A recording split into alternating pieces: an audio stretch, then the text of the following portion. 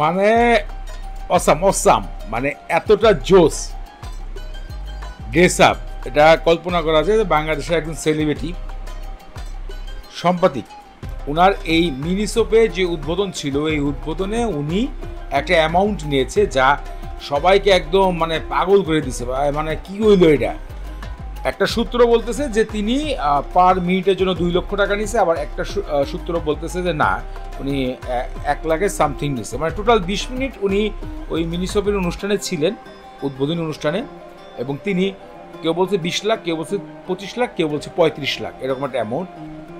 উনি এমন একটা অ্যামাউন্ট নিছেন যেই অ্যামাউন্টটা আসলে একটা একটা ইন্টারন্যাশনাল যে সেলিব্রিটিগুলো যে অ্যামাউন্টটা নিয়ে থাকেন, শাকিব খান সেই অ্যামাউন্টটা নিছে। আর এই অ্যামাউন্টটা বাংলাদেশে আমি মনে করি প্রথম কোনো সেলিব্রিটি এরকম একটা অ্যামাউন্ট নিয়েছেন।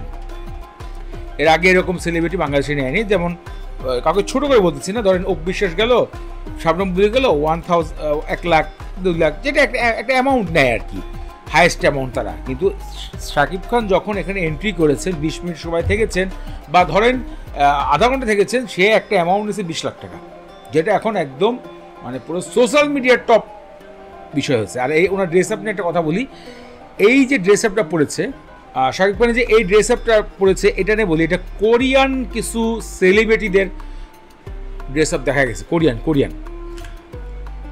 কোরিয়ানদের এই ড্রেসটা দেখা গেছে অনেক জায়গায়। আর এই কি বলবো, চাচা মানে এই বয়সে আইসে যে কাহিনী দেখাইতেছেন, মাথা নষ্ট ভাই, মানে সুপার, পুরো ফাড়ালেছে।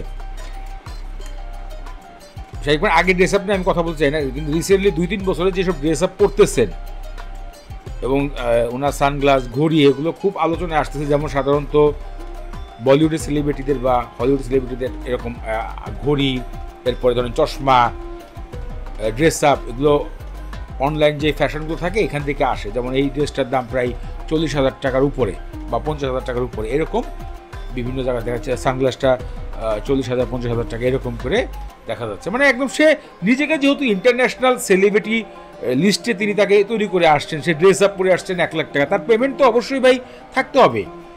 এখানে বুঝতে হবে যে এই পেমেন্টটা কেন নিচ্ছে, তার যোগ্যতায়। সে ওই যে ড্রেস আপ পরে আসছে, সে ড্রেস আপ খরচ করছে 2 লাখ টাকা, তার পেমেন্ট দিতে হবে না?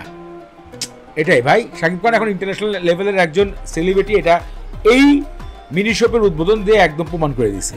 সো জোস, এইটুকুই। পরবর্তী আবার নতুন ভিডিওতে রিয়াকশন দিব, সেই পর্যন্ত টাটা।